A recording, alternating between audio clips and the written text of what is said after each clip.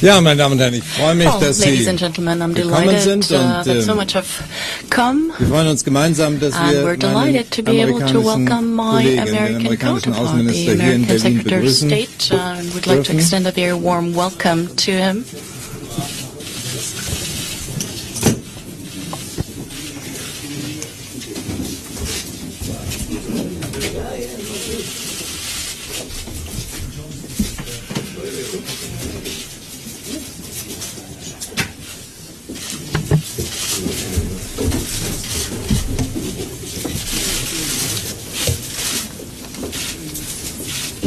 Ja, ich freue mich, dass Sie gekommen sind Well, zu I'm dieser delighted that you have come to this press Pressekonferenz. conference. Wir freuen uns, dass We're wir delighted to gemeinsam be able meinen to amerikanischen welcome Kollegen, my amerikanischen American Außenminister colleague, American hier in Secretary of Berlin State begrüßen here dürfen. in Und Berlin. dir, lieber John Kerry, darf ich Dear, sagen, I'd like to welcome tell back you, an dear einem John Kerry, Ort welcome back hier to a in place Berlin, here in wo Berlin der where kleine John Kerry vor vielen, vielen younger Jahren John Kerry hier mitten used in to den live many Zeiten years des Kalten ago, Krieges right in the unmittelbar times am during the Eisernen Cold Vorhang War, right in dieser in Stadt the Berlin neighborhood of the Iron einmal Curtain, gelebt hat. where he used to live, Und city mich he used freut to wirklich live. sehr, dass wir I'm very nicht delighted nur eines that der vielen bilateralen Gespräche we not only miteinander are able geführt haben und to führen hold bilateral konnten, talks, sondern dass wir an diesem but wahrlich I'm delighted to be historischen able at Ort this truly zusammenkommen konnten, historic dass er place that we're able to meet here, lang genug so etwas wie das Brennglas des Kalten which Krieges used to über be viele like a Jahrzehnte focal war. point of Wir haben uns for the gerade Cold War for many Bei der decades. Besichtigung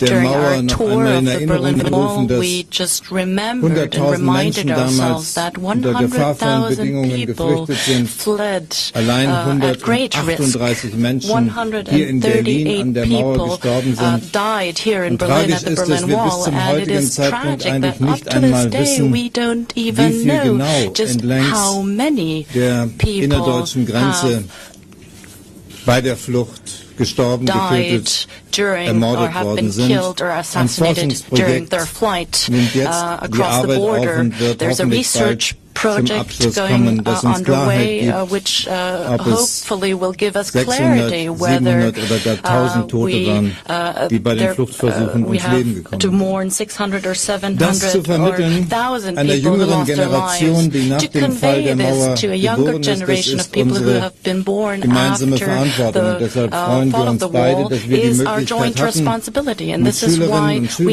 we are hier aus delighted to have Berlin been able to have this und in opportunity to Brandenburg talk to zusammenzutreffen. students from Berlin Eine and Generation, die sich heute Brandenburg, gar nicht mehr a vorstellen generation kann, of dass people who noch vor cannot 25 envisage or Jahren imagine that diese 25 Mauer years nicht nur ago Berlin this zerschnitten wall hat, not sondern only divided the city Freunde of Berlin voneinander but getrennt also hat separated friends from Familien each other zerrissen and hat. tore families apart. Wir freuen uns, dass We wir are 25 Jahre delighted that später we're sagen können, able to say heute 25 in years diesen on, Tagen vor 25 Jahren wurde die Teilung 25 years Deutschlands ago, überwunden, the division of sogar die Germany was Spaltung overcome, Europas. and the division of Und ich will, Europe was lieber John, overcome ganz 25 years ausdrücklich ago. noch And einmal dear John, sagen, let me explicitly das state, wäre ohne all die of this would bedingungslose not have been Unterstützung possible with the der USA unconditional support nicht denkbar und provided nicht to us möglich by the gewesen. US. It would not have Und das been werden die Deutschen den fathomable or Amerikanern feasible, nicht and vergessen. we will never forget what the Das, Americans was wir did for über us. die letzten Jahre und Jahrzehnte miteinander hart What erarbeitet we have haben, worked on and das fought for ist, auch hard in das the gehört past zu einer solchen decades, Pressekonferenz and leider heute wieder in Gefahr, auch wenn der Ukraine-Konflikt im Augenblick nicht mehr auf allen Titelseiten der deutschen Tageszeitungen steht. Wir wissen, dass dieser Konflikt immer noch genügend Zündstoff enthält, um die Friedensordnung in Europa, für die so viele Generationen gerade auch Außenpolitiker gearbeitet haben, diese Friedensordnung immer noch zu bedrohen. Und deshalb müssen wir, und das ist die Verantwortlichkeit unserer Generation heute, das haben wir den jungen Menschen, den Schülerinnen und Schülern gerade gesagt, deshalb ist es unsere Verantwortlichkeit zu verhindern, dass jemals wieder eine neue Spaltung in Europa eintritt. Wir müssen jetzt mit all unserer Kraft dafür sorgen, dass die mühevollen ersten Schritte seit der Minsker Vereinbarung zwischen Präsident Poroschenko und Präsident Putin, dass die auch tatsächlich umgesetzt werden, dass es uns gelingt, mit unseren Möglichkeiten darauf einzuwirken, dass die Einheit der Ukraine gewährleistet bleibt, dass die Grenzsicherung auch unterstützt durch eine technische Überwachung, zum Beispiel durch Drohnen, endlich auf den Weg kommt und dass die Pufferzone, die zwischen der Ukraine und Russland vereinbart worden ist, dazu führt, dass Kämpfer und schwere Waffen aus dieser Pufferzone endgültig und abschließend abgezogen werden. Die Ukraine und der Konflikt um die Ukraine ist nur ein kleiner Hinweis darauf, dass die Menschen recht haben, wenn sie sagen, die Welt scheint in diesen Tagen aus den Fugen geraten zu sein. Es gibt leider nicht nur den Ukraine-Konflikt, sondern wir haben uns bei unterschiedlichen Zusammentreffen in den letzten Tagen und natürlich auch gestern Abend vor allen Dingen über die Situation im Mittleren Osten unterhalten und haben Schritte besprochen, die jetzt notwendig sind. Ich glaube, es war gut und richtig, dass die USA und wir gemeinsam daran gearbeitet haben, eine internationale Allianz gegen ISIS zu schmieden, um das weitere Vorrücken dieser terroristischen Gruppierungen tatsächlich einzuschränken. Auf unterschiedliche Weise und mit Arbeitsteilungen beteiligen wir uns auch daran, die ISIS militärisch zu schwächen, und ich hoffe, dass wir im Irak vorankommen. Wir werden im Irak vorankommen, da bin ich sicher, wenn das, was wir militärisch tun, eingebettet ist in ein politisches Vorgehen, und deshalb sind wir beide ganz froh, dass es am Sonntag gelungen ist, in Bagdad endlich eine inklusive Regierung unter Einbindung der Kurden und der Sunniten zustande zu bringen, was verspricht, dass die sunnitischen Stämme, die sich jetzt auf die Seite der ISIS gestellt haben, nach und nach zurückgewonnen werden können für eine irakische Politik gegen islamistischen Terrorismus. Das Gleiche steht uns in Syrien noch bevor. Auch hier müssen wir neben den militärischen Maßnahmen weiterhin mit Energie und im Angesicht schrecklicher Bilder, die uns verfolgen, dafür sorgen, dass es neben militärischen Aktivitäten auch einen Weg hin zu einer politischen Lösung gibt. Unsere Unterstützung gilt jedenfalls demjenigen, der sie im Auftrag der Vereinten Nationen gerade sucht, gilt dem neuen Sonderbeauftragten der Vereinten Nationen, de Mistura.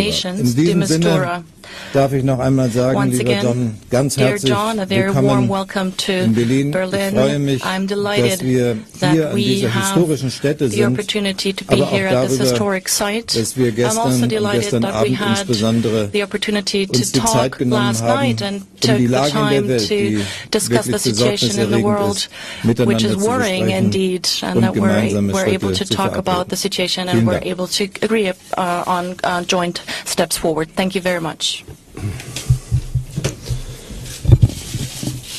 Vielen Dank, meine Freund. Thank you very, very much, Frank. It's a great privilege for me to be here.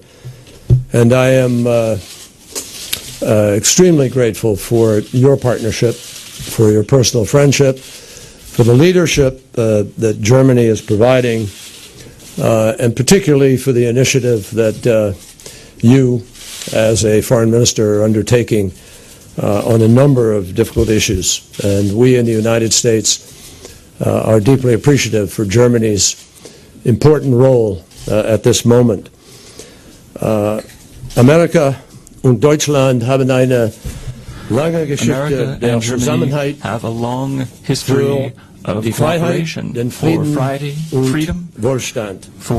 Ich freue mich sehr, heute hier zu sein und unser tiefes Bekenntnis zu unseren Beziehungen mit Deutschland erneut zu bekräftigen und auf diese langen Geschichte weiter and we look forward to continuing to build upon our long history. What you get today. Let me further say that this is very moving to be here outside this wall in this city at this moment of time. And it is particularly special to not just be here 25 years after the fall of the Berlin Wall and all that that symbolizes.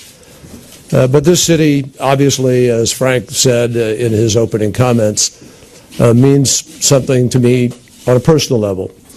The time I spent here as a kid, when my father was in the Foreign Service, touched me significantly. And obviously, when I was living here, a unified Germany was still decades away. I was 12 years old at the time, very curious about East Berlin, and I exercised the privileges of a diplomatic passport to one day ride my bicycle through the checkpoint into East Berlin. And literally, as a young child, I saw the difference. I felt the difference. I actually noticed it. And it frightened me enough that I turned back fairly quickly to come back into the American sector.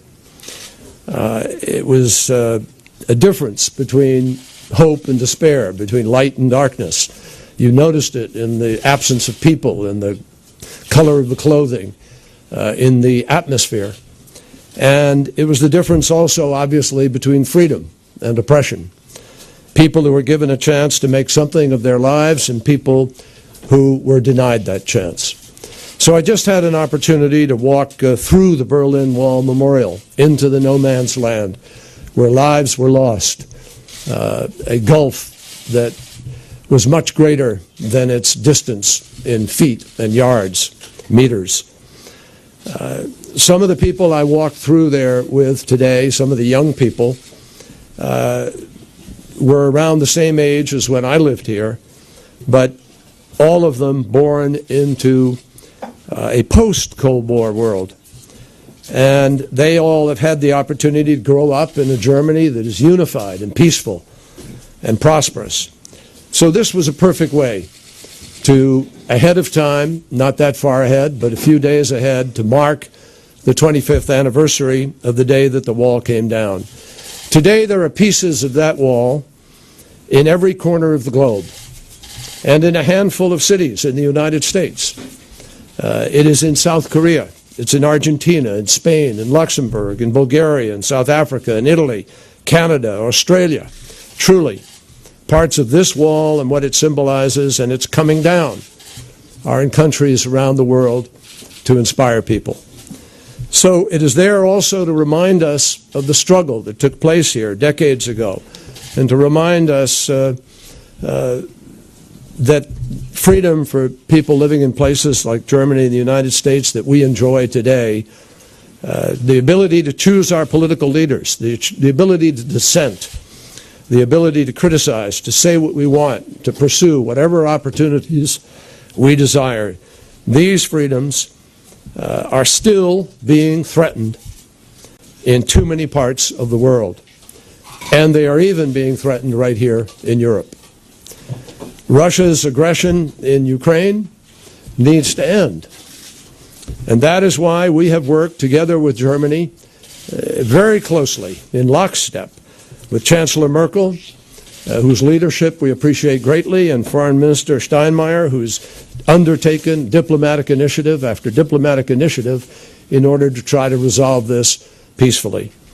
We are grateful for their strong leadership and their partnership, as I said, and we hope that Russia, with whom we do not seek conflict, with whom we would much rather be working together to deal with the problems of the world, we hope that Russia will understand how seriously the world takes the efforts to cross the lines of sovereignty and independence of a nation. At the same time, the United States is also very grateful for Germany's contribution towards the diplomatic resolution, the meetings with President Putin, with President Poroshenko in Milan, and together the United States and Germany and our partners are working hard to ensure that the Minsk Protocol is fully enacted. Germany's leadership has also been important to NATO efforts to bring about a Europe that is whole and free and at peace. But the fact is that U.S.-Germany cooperation extends way beyond the borders of Europe, and we value their support in the global effort to degrade and ultimately defeat ISIL, where Germany has provided critical military and humanitarian assistance. We value their support in the ongoing negotiations with Iran, where we are consulting on a regular basis, and where Germany is a vital P5+1 member. We certainly value their support in fighting the Ebola outbreak and enhancing our global health system, and the United States is committed to intensify every aspect of our engagement on Ebola, and we call on our international partners to do the same. We are deeply appreciative for the contributions that Germany has made to date, their monetary contributions, as well as their plans to create their own medevac capabilities. I think it's safe to say that in many ways the city of Berlin has become a symbol of our transatlantic relationship. What happened here 25 years ago and over the course of many years, and I'm grateful for Frank's expressions of gratitude to the United States because we're proud of having stood together with freedom-loving people. But all of that is a reminder of what we can accomplish together. It's also a reminder, as the young people who were with us earlier said, of what people can do. Not the government, but what people can do when they have the courage and the determination to do so. So again, let me thank Foreign Minister Steinmeier, Chancellor Merkel and Germany for your enduring friendship, for your partnership, and we look forward to continuing to work with you for many years to come. Thank you. Thank you. Now, before the ministers head to their next appointment, we have two questions each side. Now I'd say the American friends start, right? Thank you. The first question will be from Matt Lee of the Associated Press.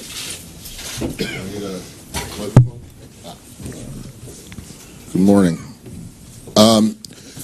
Mr. Secretary, I wanted to ask you about Iran, the nuclear talks, which you just referenced, and then I have a very brief other question on Iran. Is it the administration's intention to go for a deal that to avoid Congress, to cut Congress out of the loop on this? There seems to be a lot of concern on the Hill that this is what's going to happen, and I'm just wondering if that's the way the administration intends to go. And then I'd like to ask briefly both of you about the foreign fighter and ISIL question. You saw there were some American teenagers picked up here in Germany, and I'm just wondering if you think that that enough is being done to stop the flow of the fighters coming in, and if not, what more needs to be done? Thank you. Do you want me to go? Okay. Matt, I really want to make this very, very clear because I read a story the other day that suggested exactly what you said. And let me just begin by saying, as you know, as everybody in the United States knows, or most people, I spent 29 years in the United States Senate, and I have too much respect for the process of the Congress, the rights of the Congress, and the importance of the relationship between the executive and the Congress, the legislative branch, to ever suggest that there would be any credibility to this notion there's some thought of going around it. On the contrary, we are completely engaged in a regular series of briefings. I've been talking, even during the break, to senators about our thoughts with respect to the Iran negotiations.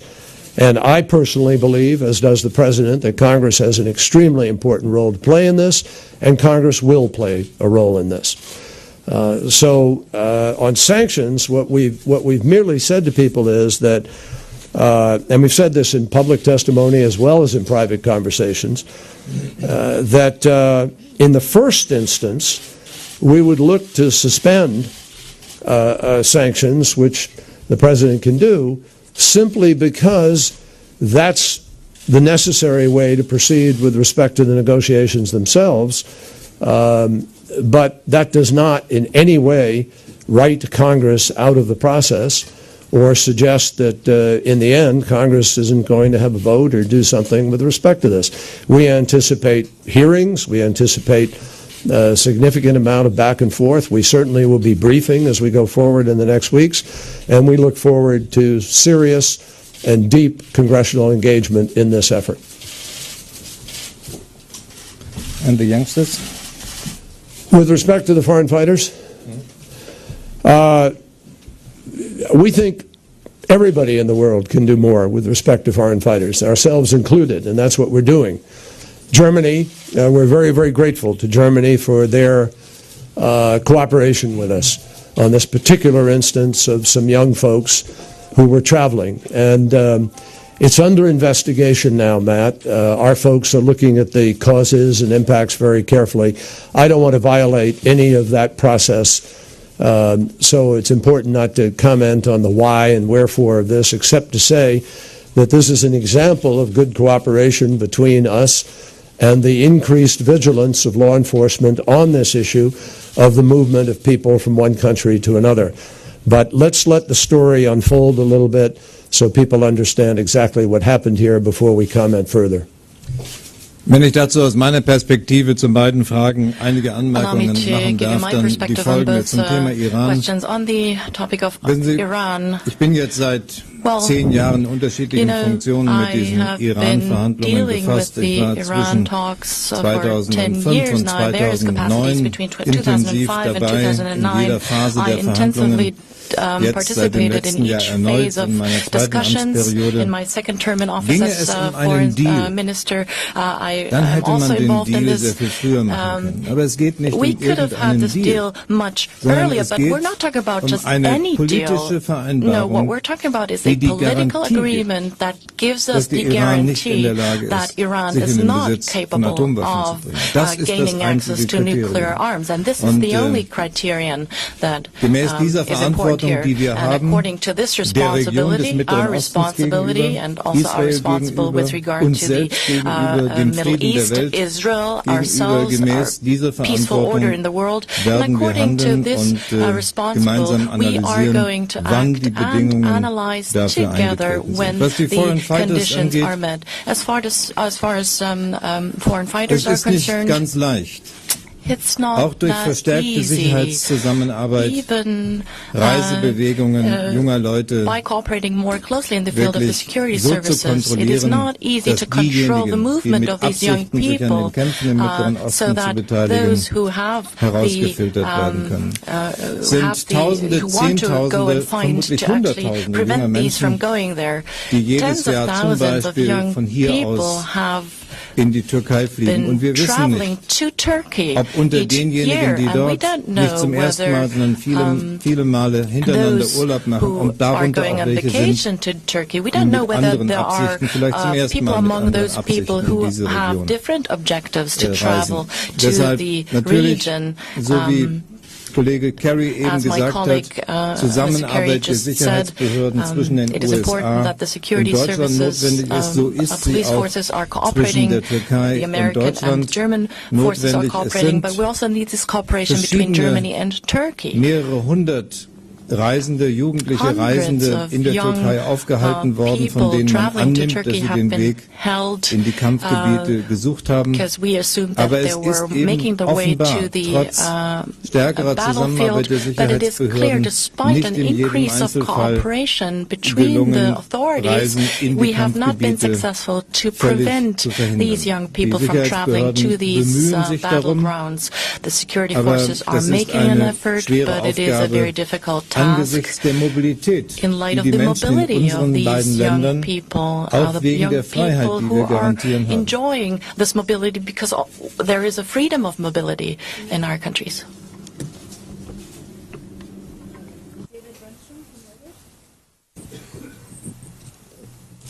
Thank you very much.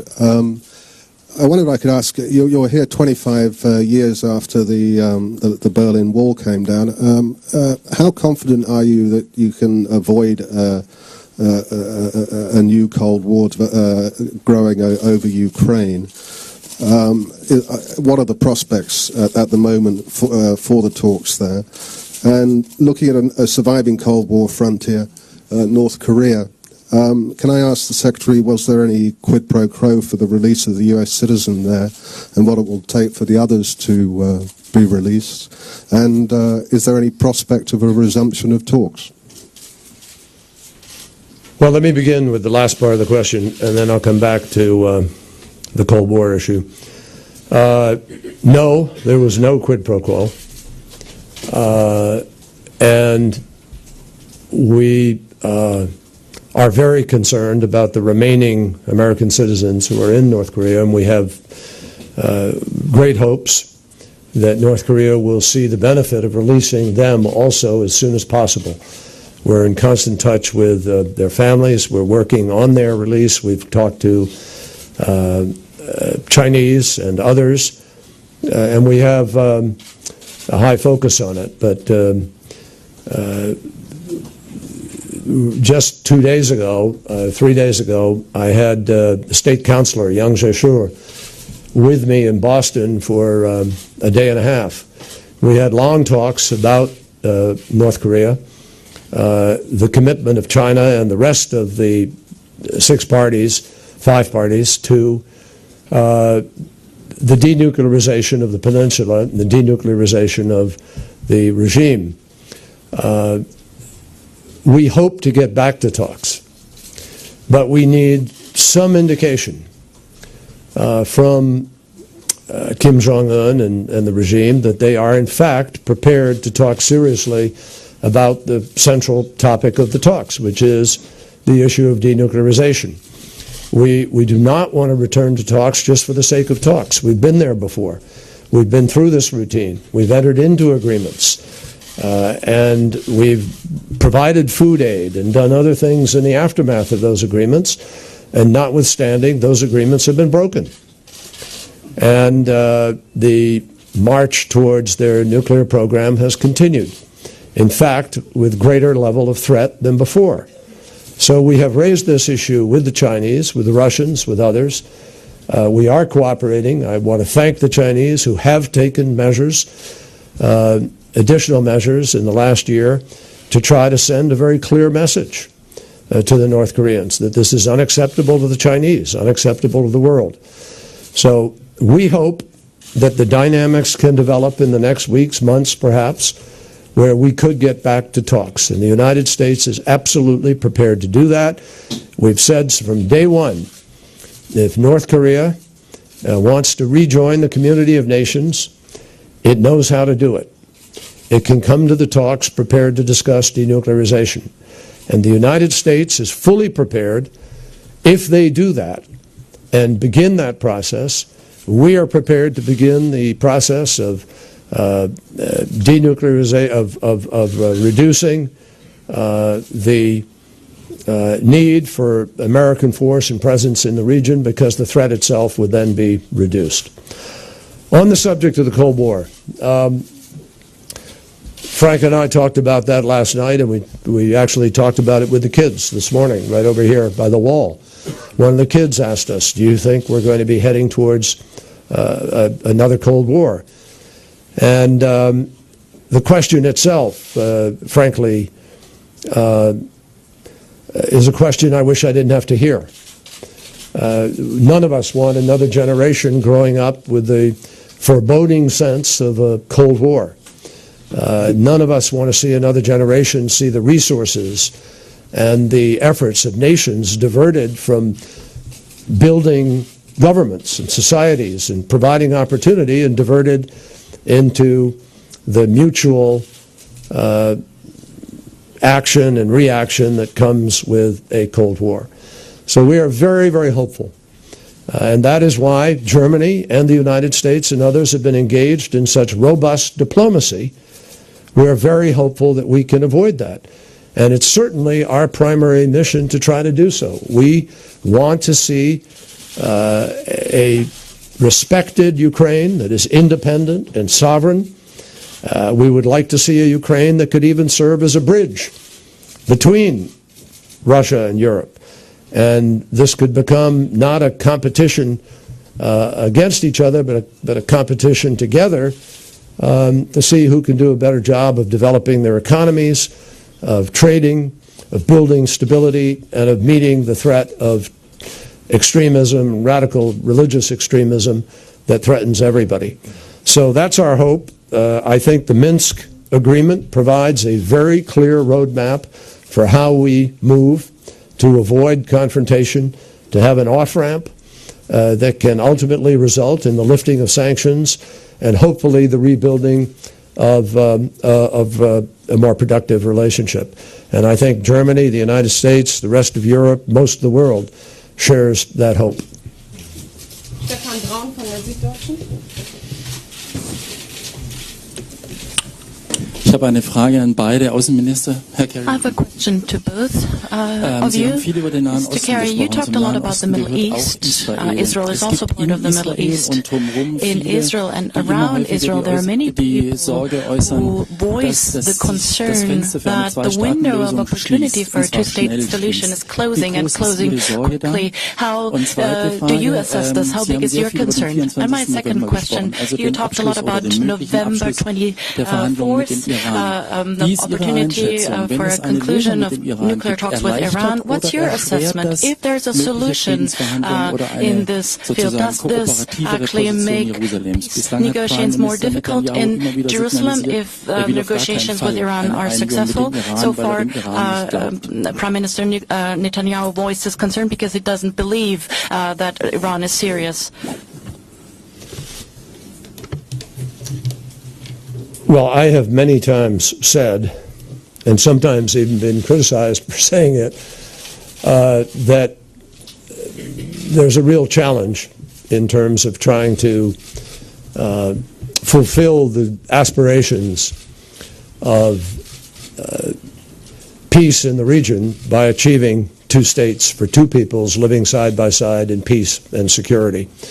Obviously, we have opposed settlement policy in the West Bank, and with each new settlement, there is a growing challenge. With each new settlement in the West Bank specifically, there is a growing challenge to what we call the peace map, to how you might achieve the lines of that state. But our hope is and remains, and the United States remains deeply committed to trying to work for that peace. Israel needs and deserves to have full assurances regarding the security of the Israeli people. No people should live with rockets raining down on them in the tens of thousands. Nobody should have tunnels coming up into their villages with the potential of kidnapping citizens. Seeing a terrorist jump out of a tunnel with tranquilizer drugs and handcuffs would challenge any nation on the planet. By the same token, Palestinians deserve the right to have rights protected, to have a state and a life that is defined by the rights that are afforded them. And that is a challenge, both in the West Bank and in Gaza. I know that Prime Minister Netanyahu is considering possibilities for how one might proceed forward. So is President Abbas. And my hope is that it will be possible to get back to a negotiating table because that is the only way to resolve the issues that stand in front of us. The current situation, the status quo, is unsustainable. President Obama said that in his United Nations speech. I have said that many times. I think most people understand that in order to avoid the challenges of a binational state and the challenges of further deterioration, it is important to try to find a way to negotiate. But I think we're best when we try to work quietly at that, and that's what we're doing now, and we will continue those efforts. And obviously we understand the urgency of it. With respect to the second part of your question was on the impact of Iran. Yes, the talks. Let me. I'm not going to get into predicting possibilities or rank, where we are.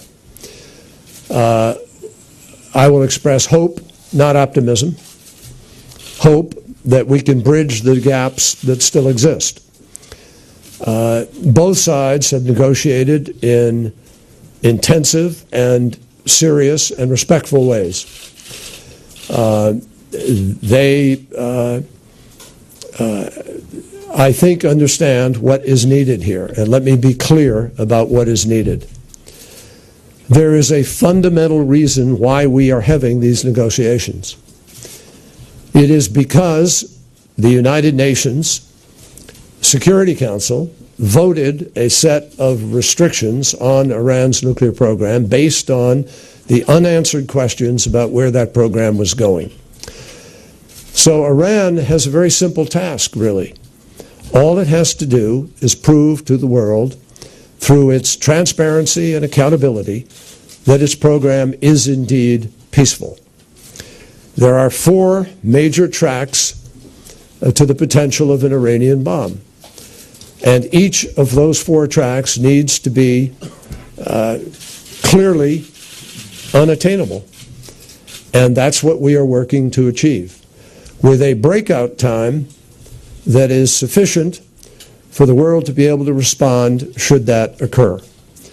And I'm not going to get into the details because we're not going to negotiate publicly. I think that's a mistake. But I will tell you that we're hopeful. We're working very hard.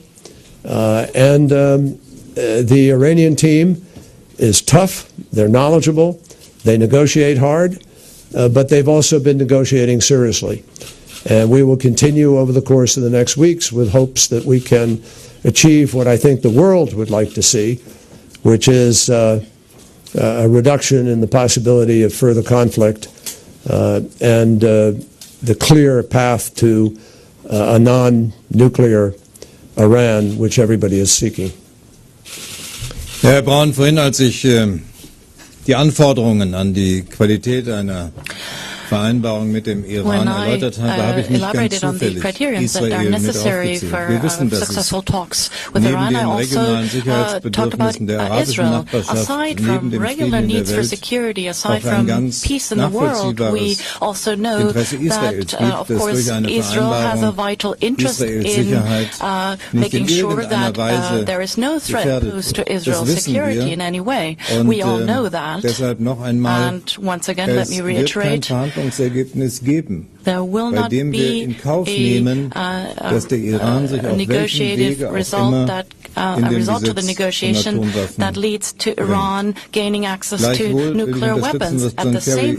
bringt.